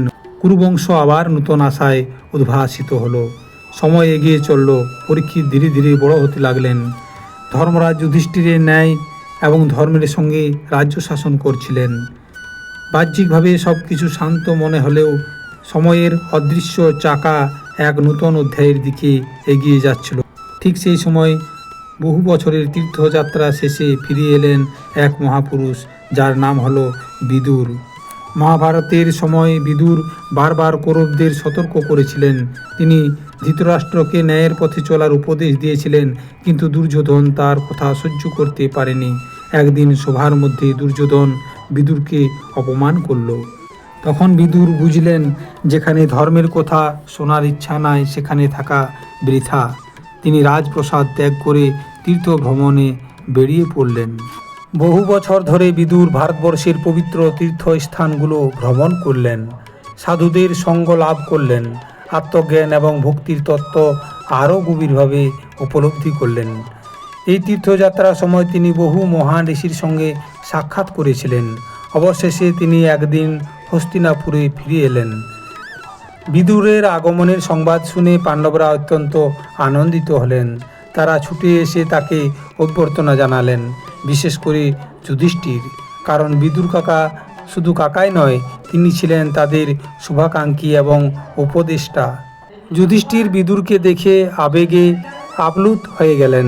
তিনি তার পা স্পর্শ করে প্রণাম করলেন। ভীম, অর্জুন, নকুল, সহদেব এবং কুন্তী দেবীও তাকে সাদরে বরণ করলেন। অনেক দিন পরে পরিবারের একজন প্রিয় সদস্য ফিরে এসেছেন। যুধিষ্ঠির বিদুরকে নানা প্রশ্ন করতে লাগলেন। তিনি জানতে চাইলেন তীর্থযাত্রার অভিজ্ঞতা কেমন ছিল, কোন কোন সাধুর সঙ্গে দেখা হয়েছে, কি শিক্ষা লাভ করলেন। কিন্তু বিদুর একটি বিষয় গোপন রাখলেন। তীর্থযাত্রার সময় বিদুর জেনেছিলেন যে যাদব বংশের বিনাশ হয়েছে এবং ভগবান শ্রীকৃষ্ণ পার্থিব লীলা সমাপ্ত করেছেন। কিন্তু তিনি সঙ্গে সঙ্গে এই সংবাদ যুধিষ্ঠিরকে বললেন না, কারণ তিনি জানতেন এই সংবাদ অত্যন্ত বেদনাদায়ক। সঠিক সময় না আসা পর্যন্ত তিনি তা প্রকাশ করলেন না। এদিকে ধৃতরাষ্ট্র বৃদ্ধ হয়ে গেছেন, অন্ধ, দুর্বল। তার 100 পুত্রই কুরুক্ষেত্র যুদ্ধে নিহত হয়েছে। তবু তিনি এখন হস্তিনাপুর রাজপ্রাসাদে বাস করছেন। আর সবচেয়ে আশ্চর্যের বিষয় হলো, যাদের বিরুদ্ধে তিনি অন্যায় করেছিলেন সেই পাণ্ডবরাই তাকে ভরণ পোষণ করছেন। বিদুর ধৃতরাষ্ট্রের এই অবস্থা দেখে ব্যথিত হলেন। তিনি একদিন ধৃতরাষ্ট্রের কাছে গেলেন এবং অত্যন্ত স্পষ্ট ভাষায় বললেন, হে রাজা, তুমি এখনও কিসের অপেক্ষা করছো? সময় তোমার সমস্ত শক্তি কেড়ে নিয়েছে। তোমার দেহ বৃদ্ধ হয়ে গেছে। তোমার পুত্ররা কেউ নেই। তুমি যাদের ক্ষতি করতে চেয়েছিলে, আজ তুমি তাদের দোয়াতেই বেঁচে আছো। বিদুর আরও বললেন, কাল এবং সময় কাউকে ছাড় দেয় না। রাজা, ভিখারি, বীর, জ্ঞানী সবাইকে একদিন চলে যেতে হবে। যে মানুষ মৃত্যুকে সামনে দেখেও সংসারে আসক্ত থাকে, তার চেয়ে দুর্ভাগা আর কে আছে? এই কথাগুলো ছিল কঠোর কিন্তু সত্য। বিদুরের কথাগুলো ধৃতরাষ্ট্রের হৃদয়ে গভীরভাবে আঘাত করল। তিনি বুঝতে পারলেন বিদুর তাকে অপমান করছেন না, বরং তাকে জাগিয়ে তুলেছেন। সারা জীবন তিনি পুত্র স্নেহে অন্ধ ছিলেন। আজ প্রথমবার তিনি নিজের অবস্থাকে স্পষ্টভাবে দেখতে পেলেন। সেই রাতেই ধৃতরাষ্ট্র সিদ্ধান্ত নিলেন যে তিনি সংসার ত্যাগ করবেন। রাজপ্রাসাদ ছেড়ে ধৃতরাষ্ট্র বনপ্রস্থে যাবেন। অবশিষ্ট জীবন ভগবানের শরণে কাটাবেন। ধৃতরাষ্ট্রের পত্নী গান্ধারী তার সিদ্ধান্তে সম্মতি দিলেন। তিনি বললেন, যেখানে আপনি যাবেন আমিও সেখানে যাব। তিনি সারা জীবন স্বামীর দুঃখে অংশ নিয়েছেন। তিনিও এবার বৈরাগ্যের পথে পা বাড়ালেন। রাত্রির অন্ধকারে ধৃতরাষ্ট্র, গান্ধারী এবং বিদুর রাজপ্রাসাদ ত্যাগ করলেন। কেউ কিছু জানতে পারল না। কোনো রাজকীয় আয়োজন নেই, কোনো বিদায় অনুষ্ঠান নেই, শুধু নীরব পদচারণা। এক বৃদ্ধ রাজা সংসারের শেষ বন্ধন ছিন্ন করে অজানার পথে যাত্রা করলেন। পরদিন সকালে যুধিষ্ঠির ধৃতরাষ্ট্রকে দেখতে না পেয়ে উদ্বিগ্ন হয়ে উঠলেন। তিনি খোঁজ করতে লাগলেন, কিন্তু কোথাও তাদের খুঁজে পাওয়া গেল না। তখন তার মনে নানা দুশ্চিন্তা জন্ম নিতে লাগলো। ধৃতরাষ্ট্র নেই, গান্ধারীও নেই, বিদুরও নেই। প্রসাদের সেবকরা হতবাক। কেউ জানে না তারা কোথায় গেছেন। যুধিষ্ঠিরের মন উদ্বিগ্ন হয়ে উঠল। তিনি ভাবতে লাগলেন, বৃদ্ধ অন্ধ ধৃতরাষ্ট্র কোথায় গেলেন? তিনি কি কোনো দুঃখে আত্মহত্যা করলেন?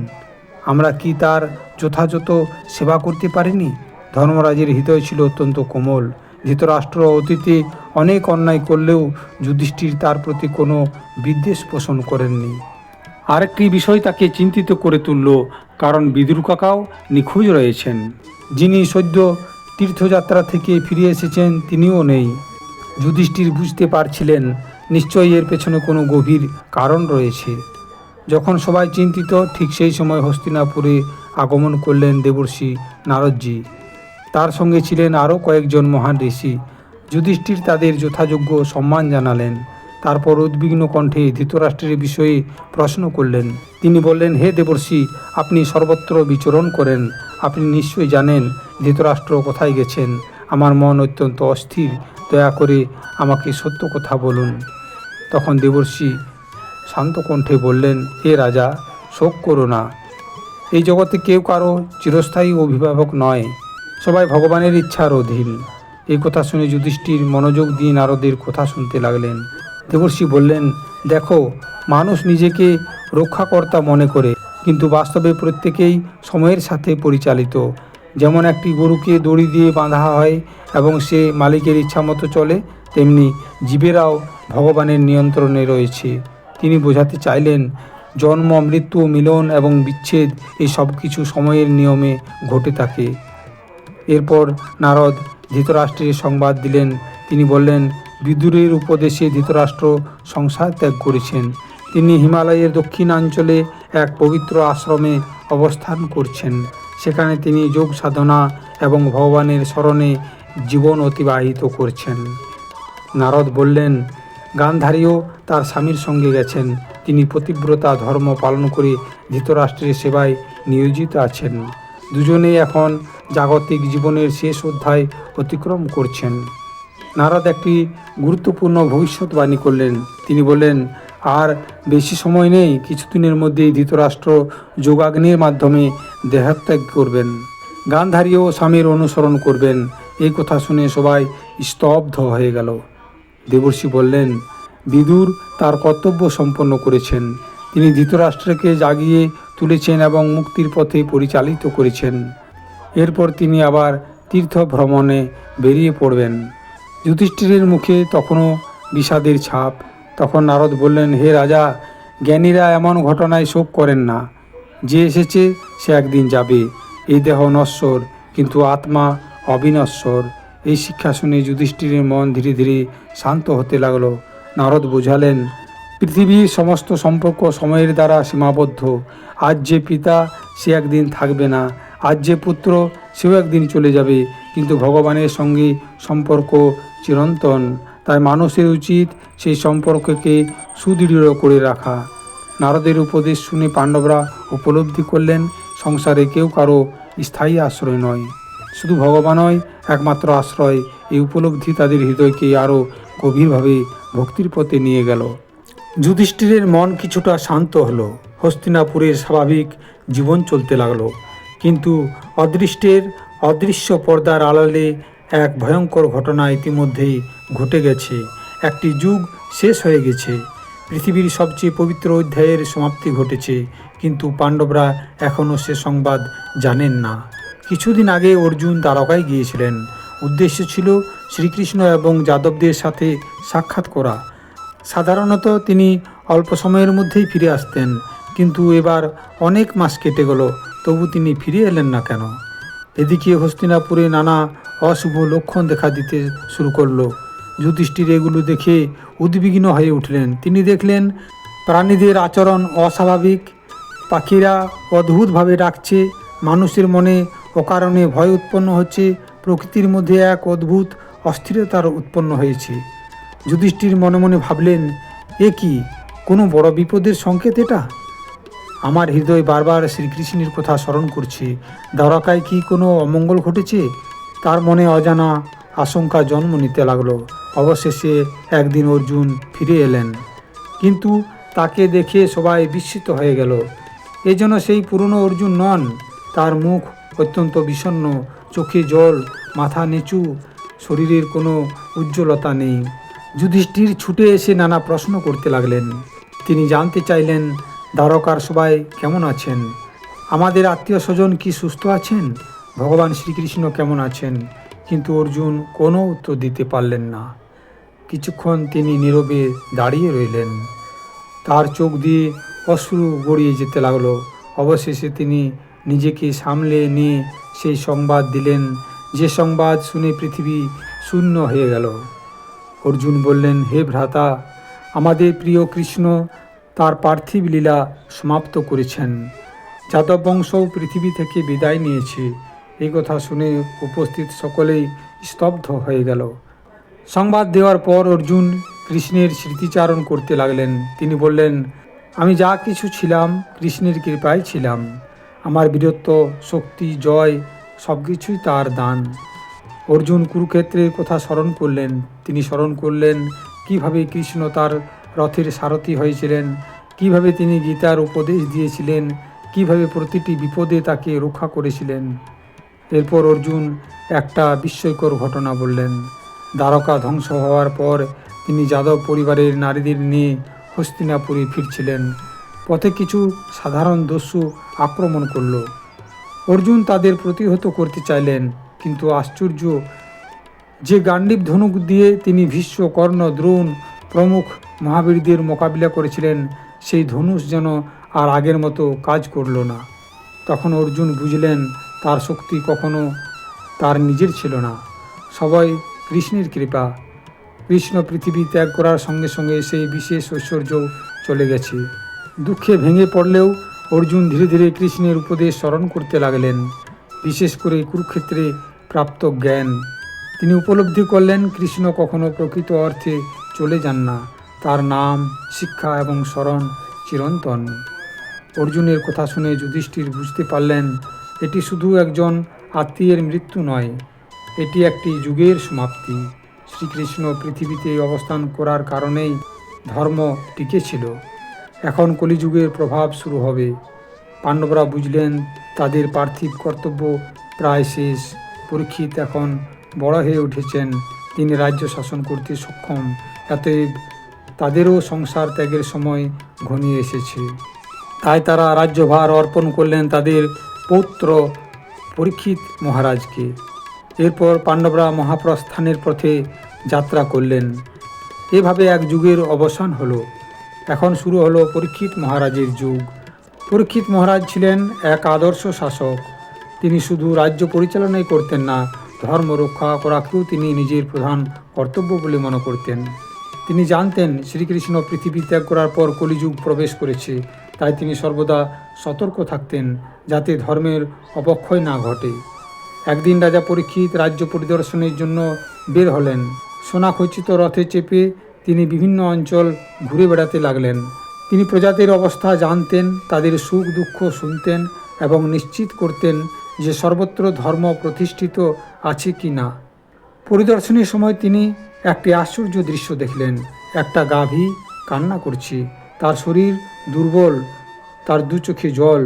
পাশে একটি ষাঁড় দাঁড়িয়ে আছে, কিন্তু সেই ষাঁড়ের 3টি পা ভেঙে গেছে, সে মাত্র একটি পায়ের উপরে দাঁড়িয়ে আছে। আর একটি ব্যক্তি লাঠি নিয়ে তাদেরকে আঘাত করছে। এরা সাধারণ প্রাণী ছিল না, গাভীটি ছিল পৃথিবীর প্রতীক আর ষাঁড়টি ছিল ধর্মের প্রতীক। ভাগবতে ধর্মকে 4 পায়ে ষাঁড়ের মাধ্যমে বোঝানো হয়েছে, যে 4টি পা হলো তপস্যা, শৌচ বা পবিত্র, দয়া এবং সত্য। সত্যযুগে ধর্ম 4 পায়ের দৃঢ়ভাবে দাঁড়িয়েছিলেন, কিন্তু যুগ পরিবর্তনের সঙ্গে সঙ্গে ধর্মের শক্তি কমতে থাকে। কলিযুগে এসে তপস্যা, শৌচ এবং দয়া প্রায় বিলুপ্ত হয়ে গেছে, শুধু সত্য কোনোভাবে টিকে আছে। তাই ধর্মরূপী ষাঁড়টি 1 পায়ে দাঁড়িয়েছিল। এই দৃশ্য দেখে পরীক্ষিত মহারাজ অত্যন্ত ক্ষুব্ধ হলেন। তিনি রথ থেকে নেমে সেই ব্যক্তিকে বললেন, তুই কে? আমার রাজ্যে নিরপরাধ ব্যক্তিদের উপর অত্যাচার করার সাহস কোথায় পেলি? তার কণ্ঠে ছিল রাজধর্মের দৃঢ়তা।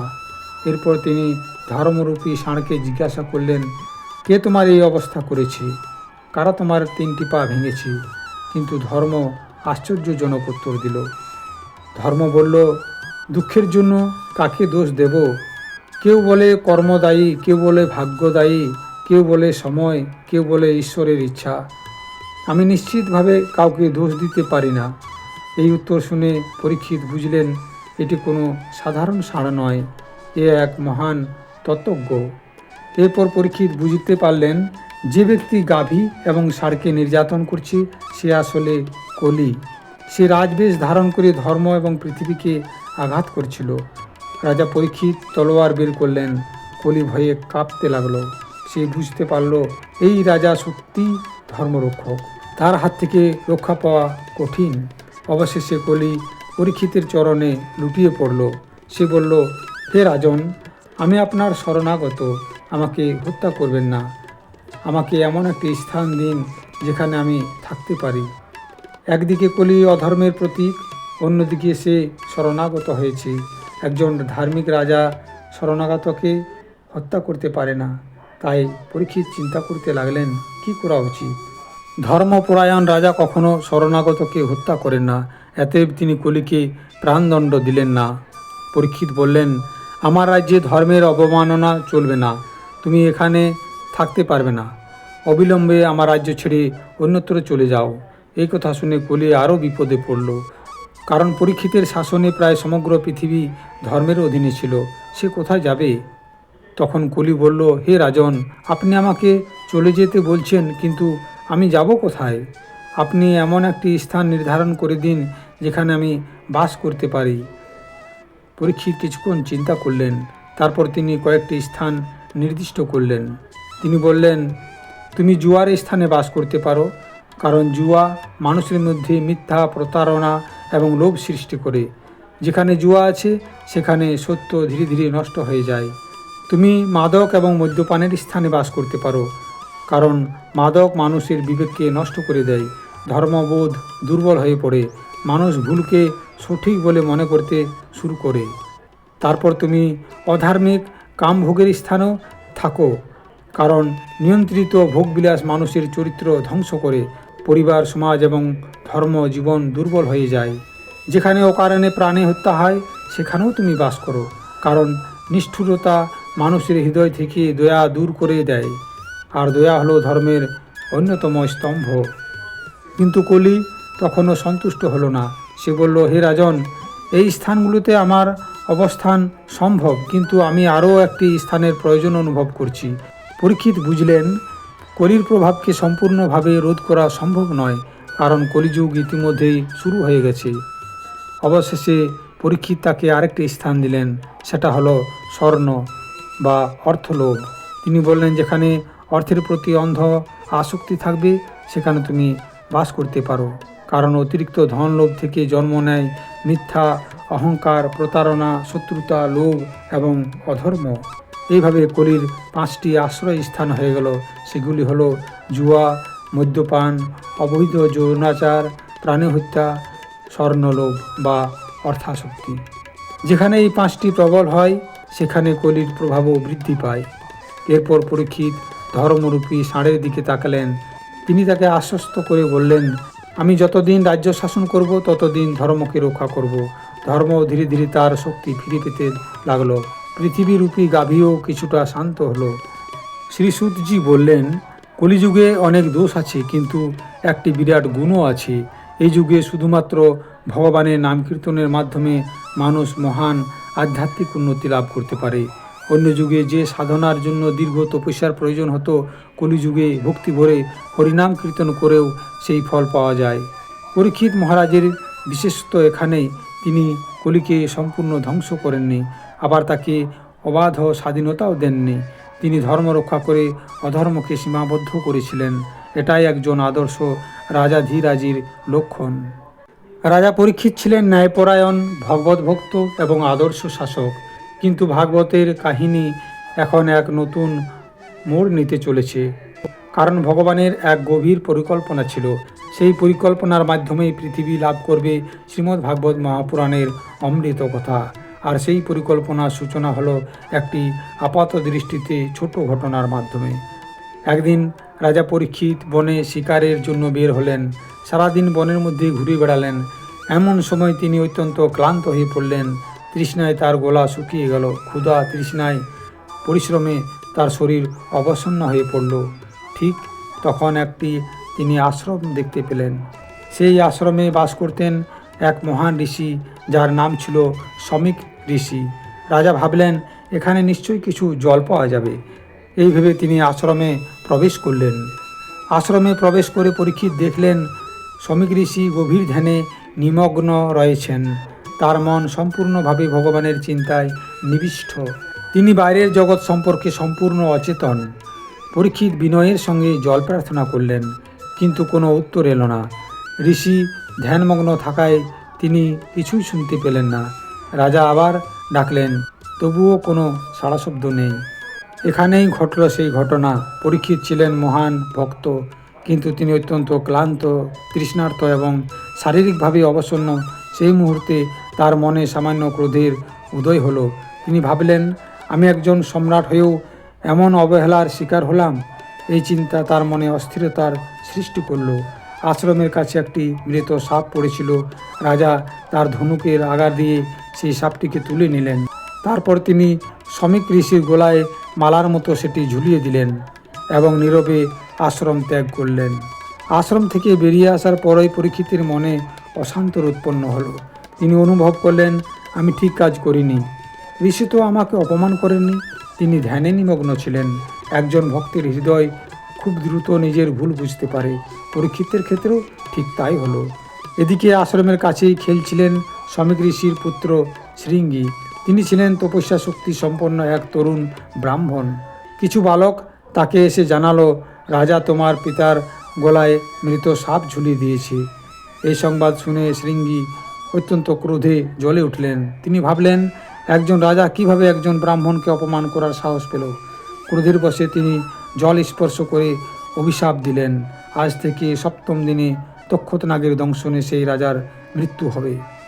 কিছুক্ষণ পরে শমিক ঋষির ধ্যান ভঙ্গ হলো। তিনি গলায় মৃত সাপ দেখতে পেলেন। তখন তার শিষ্যরা সমস্ত ঘটনা তাকে বলল এবং জানালো যে শৃঙ্গী ইতিমধ্যে রাজাকে অভিশপ্তও করে দিয়েছে। এই কথা শুনে শমিক ঋষি অত্যন্ত দুঃখিত হলেন। তিনি বললেন, হায়, কি ভয়ঙ্কর কাজ হয়েছে। রাজা পরীক্ষিত কোনো সাধারণ ব্যক্তি নয়। তিনি ধর্মপরায়ণ এবং ভগবানের মহান ভক্ত। একটি সামান্য অপরাধের জন্য এত কঠোর শাস্তি হওয়া উচিত নয়। শমিক ঋষি তার পুত্রকে শিক্ষা দিলেন, ক্রোধ মানুষের বিচার বুদ্ধি নষ্ট করে দেয়। ক্ষমা ব্রাহ্মণের অলংকার। রাজা ভুল করেছেন ঠিকই, কিন্তু তোমার অভিশাপ অতিরিক্ত কঠোর হয়েছে। এইভাবে ভাগবত আমাদেরকে শেখায় যে মুহূর্তের ক্রোধ থেকে বড় বিপদ জন্ম নিতে পারে। শমিক ঋষি একজন শিষ্যকে পাঠালেন। তিনি চাইলেন পরীক্ষিত যেন অভিশাপের কথা আগে থেকেই জানতে পারেন, কারণ একজন সাধুর উদ্দেশ্য প্রতিশোধ নয়, বরং কল্যাণ। যখন পরীক্ষিত অভিশাপের সংবাদ পেলেন, তখন তিনি বিস্মিত হলেন না, বরং তিনি নিজের ভুল স্মরণ করলেন। তিনি বললেন, এটি আমার অপরাধের ফল। আমি একজন সাধুকে অসম্মান করেছি। এই শাস্তি আমার জন্য অত্যন্ত উপযুক্ত শিক্ষা। সাধারণ মানুষ হলে হয়তো প্রতিশোধ নেওয়ার চেষ্টা করত, কিন্তু পরীক্ষিত তা করলেন না। তিনি ব্রাহ্মণ পুত্রকে দোষ পর্যন্ত দিলেন না, বরং ঘটনাটিকে ভগবানের ইচ্ছা হিসাবে গ্রহণ করে নিলেন। এখানে ভাগবতের মূল কাহিনী শুরু হওয়ার প্রস্তুতি সম্পন্ন হলো। পরীক্ষিত জানলেন আর মাত্র 7 দিন পরে তার মৃত্যু হবে। এখন তার সামনে একটা প্রশ্ন, মৃত্যুর মুখোমুখি দাঁড়িয়ে মানুষের কি করা উচিত? এই প্রশ্নের উত্তর খুঁজতেই তিনি রাজ্য, ধন, পরিবার সব কিছুই ত্যাগ করে দিলেন। তিনি বুঝতে পারলেন, আমি এতদিন রাজ্য, প্রজা এবং কর্তব্য নিয়ে ব্যস্ত ছিলাম। এখন ভগবান আমাকে স্মরণ করিয়ে দিয়েছেন যে এই পৃথিবীতে আমার সময় সীমিত। তাই তিনি অভিশাপকে শত্রু নয়, এক প্রকার জাগরণ হিসাবে গ্রহণ করে নিলেন। পরীক্ষিত সিদ্ধান্ত নিলেন, এখন আর রাজ্য শাসনের সময় নয়, এখন আত্মার কল্যাণের সময়।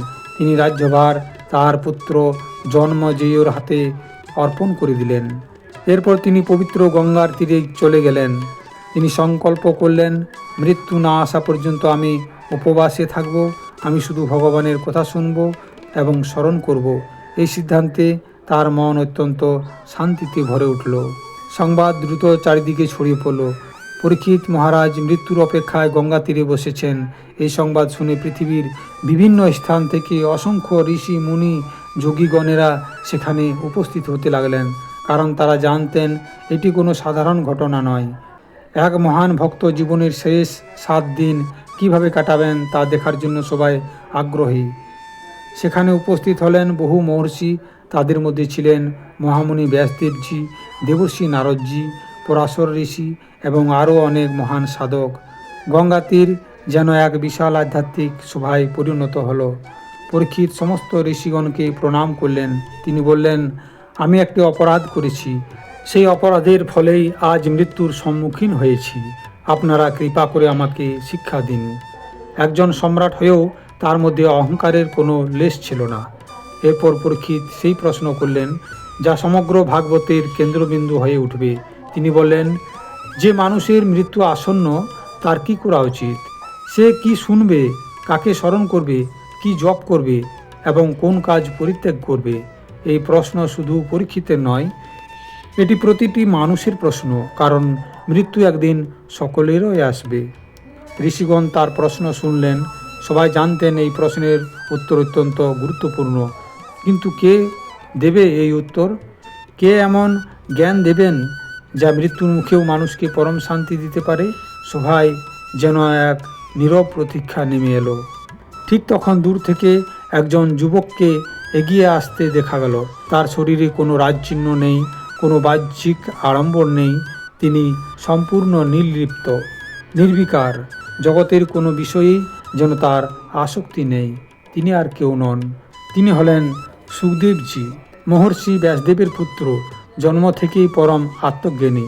তিনি কখনো গৃহস্থ জীবন গ্রহণ করেননি, সর্বদাই ব্রহ্মজ্ঞান এবং ভগবত ভক্তিতে নিমগ্ন ছিলেন। সুখদেব গোস্বামী সভায় প্রবেশ করতেই এক আশ্চর্য ঘটনা ঘটল। যারা বয়সে প্রবীণ, জ্ঞানে বিশাল, সেই সমস্ত ঋষিমুনিরা উঠে দাঁড়ালেন, কারণ তারা বুঝতে পারলেন এই যুবক কোনো সাধারণ সাধক নন, তিনি ভগবত তত্ত্বের জীবন্ত মূর্তি। পরীক্ষিত মহারাজ সুখদেবজিকে দেখে অপরিসীম আনন্দিত হলেন। তার মনে হলো ভগবান তার প্রার্থনা শুনেছেন, একজন সঠিক শিক্ষককে তিনি পাঠিয়ে দিয়েছেন। এখন তার জীবনের শেষ 7 দিন সার্থক হবে। পরীক্ষিত বিনয়ের সঙ্গে সুখদেবকে প্রণাম করে আবার সেই প্রশ্ন করলেন, হে মহাত্মা, যার মৃত্যু আসন্ন তার সর্বোত্তম কর্তব্য কী?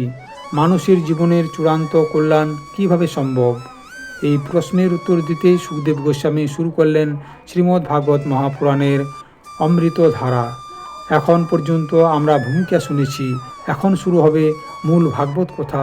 রাজা হবেন শ্রোতা, সুখদেব হবেন বক্তা, আর তাদের এই সংলাপ যুগ যুগ ধরে অসংখ্য মানুষের জীবনে আলো ছড়াবে।